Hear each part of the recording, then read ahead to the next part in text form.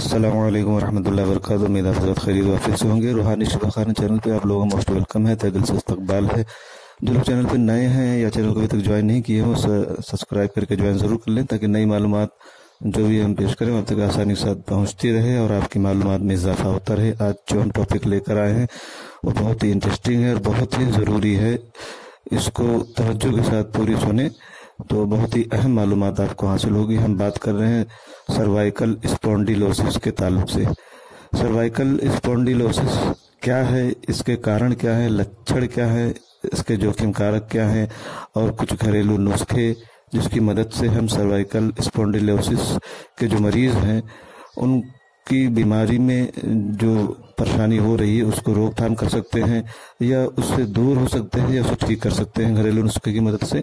तो इस ताल्लुक से हम बात करेंगे कि सर्वाइकल स्पॉन्डिलोसिस के जो असरात हैं और जो इससे परेशानी है उसको दूर किस तरीके से किया जा सकता है। आज की भाग दौड़ भरी जिंदगी में कई बार हम इतने बिजी हो जाते हैं कि हमसे जुड़ी हुई छोटी छोटी चीज़ों की ओर हमारा अक्सर ध्यान नहीं जाता, हम तवज्जो नहीं दे पाते। जैसे कि हम सामान्य शारीरिक समस्याओं को ये सोचकर नज़रअंदाज कर देते हैं, इग्नोर कर देते हैं कि ये आप अपने आप ये ठीक हो जाएगी, लेकिन हम ये भूल जाते हैं कि हमारी ये लापरवाही आगे चलकर गंभीर रूप धारण कर सकती है और बहुत बड़ी समस्या पैदा हो सकती है। कुछ ऐसा ही सर्वाइकल स्पॉन्डिलोसिस के साथ है, जिसकी शुरुआत गर्दन के दर्द से होती है और आगे चलकर ये रीढ़ की हड्डी का रोग बन जाता है। आज इस ताल्लुक से हम जानकारी देंगे कि सर्वाइकल स्पॉन्डिलोसिस का इलाज और उसके कारण, और साथ ही सर्वाइकल स्पॉन्डिलोसिस के जो लक्षण हैं, जो असरात हैं, उस ताल्लुक से हम बात करेंगे। सर्वाइकल स्पॉन्डिलोसिस एक विकार है जिसमें रीढ़ की हड्डी में सूजन आ जाती है। ये उम्र से संबंधित ऐसी कंडीशन है जो खासतौर से गर्दन में स्थित सर्वाइकल स्पाइन को प्रभावित करती है और इसे सर्वाइकल ऑस्टियोआर्थराइटिस और गर्दन के गठिया के रूप में भी जाना जाता है। ये पुरानी गर्दन के दर्द का एक आम कारण है। इस स्थिति में गर्दन की हड्डी, रीढ़ के जोड़ और डिस्क सबसे ज्यादा प्रभावित होते हैं। सर्वाइकल स्पॉन्डिलोसिस की आशंका ऑफिस में काम करने वाले उन लोगों को ज्यादा रहती है जो गर्दन को ज्यादा देर तक झुकाकर काम करते हैं।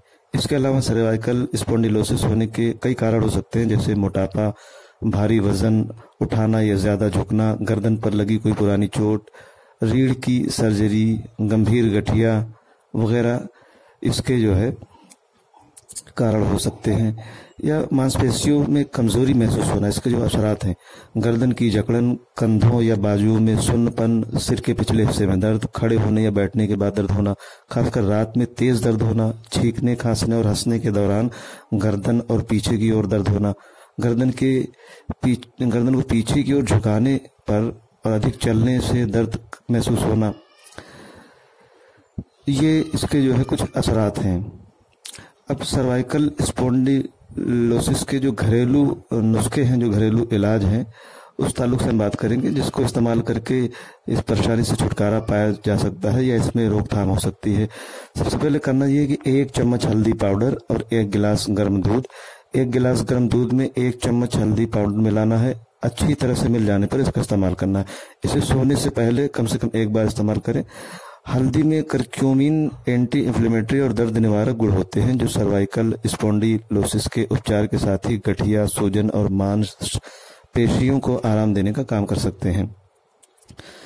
इसके साथ ही दूसरा नुस्खा ये है कि 1 कप एप्सम नमक यानी सेंधा नमक 1 कप और 1 टप पानी, 1 टप पानी में 1 कप सेंधा नमक डालना है। टब को पानी से भरें और नमक को घुलने दें।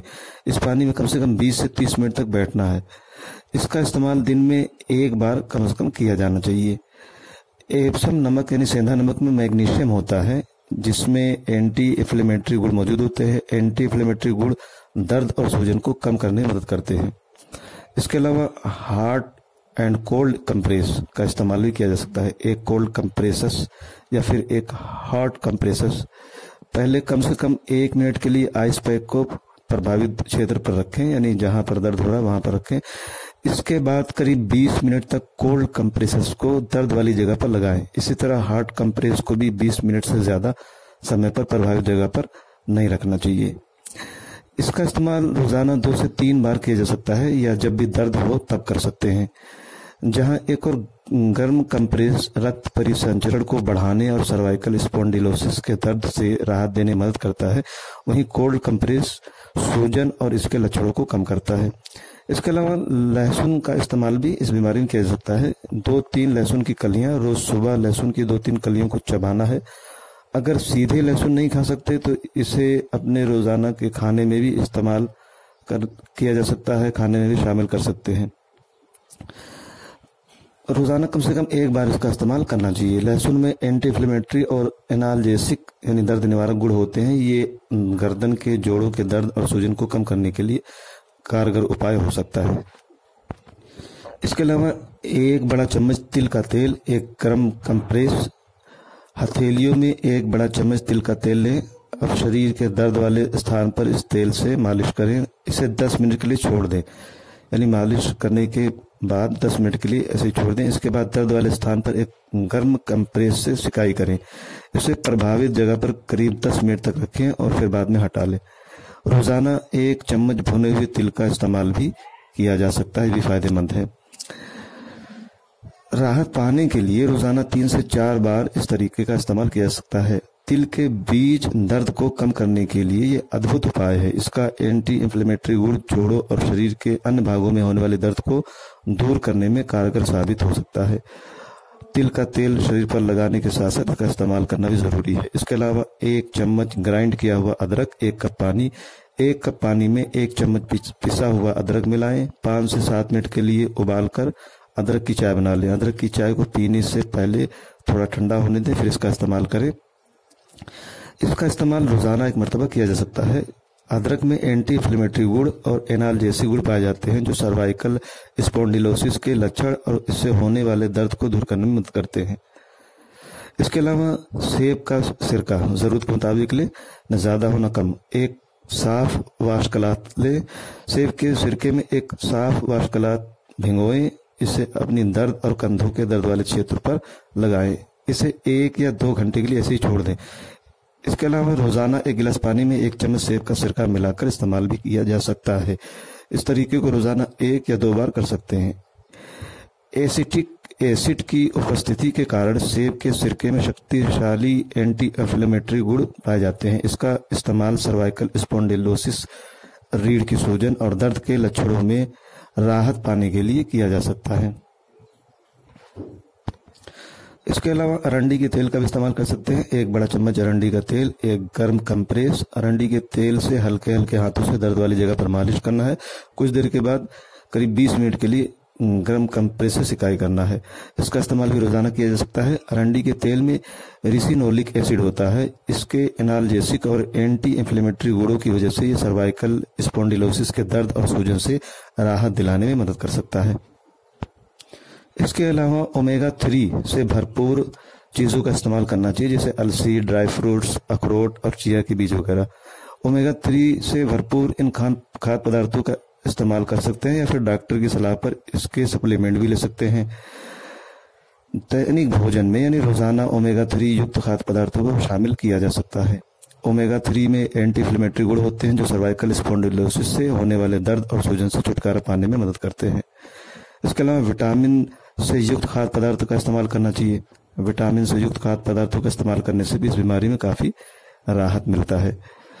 Vitamin E, vitamin C, vitamin A और विटामिन बी एंटीऑक्सीडेंट से समृद्ध होते हैं। शरीर में विटामिन सी की कमी से गले में स्पाइनल दर्द जैसी समस्याएं हो सकती हैं। ऐसे में विटामिन सी युक्त खाद्य पदार्थों का इस्तेमाल करने से गले और स्पाइनल पेन को दूर करने में मदद मिलती है। इसके अलावा जो है हमारे पास सर्वाइकल स्पॉन्डिलोसिस से राहत पाने के लिए बहुत ही बेहतर जो है सप्लीमेंट मौजूद है। उसका इस्तेमाल भी करके फायदा उठाया जा सकता है। तो ये घरेलू नुस्खे हमने सर्वाइकल स्पॉन्डिलोसिस के ताल्लुक से बताए, जिसका इस्तेमाल करके काफ़ी हद तक इस बीमारी में, इस परेशानी में राहत पाई जा सकती है। और हमारा आप सप्लीमेंट भी इस्तेमाल करके उससे राहत पा सकते हैं और फ़ायदा उससे ज़रूर मिलेगा। तो ये आज की जो मालूमात हमने सर्वाइकल स्पॉन्डिलोसिस के ताल्लुक से दी है, ये काफ़ी काम की है और यकीनन आपको पसंद आएगी। तो कमेंट करके अपनी राय हम तक ज़रूर पहुँचाएँ कि कैसा लगा। तो आज के लिए इतना काफ़ी समझते हैं, फिर किसी दूसरे इंटरेस्टिंग वीडियो में जल्द मिलेंगे। तब तक अपनी और अपनों की सेहत का खास ख्याल रखें। बहुत बहुत शुक्रिया, जज़ाकल्लाह।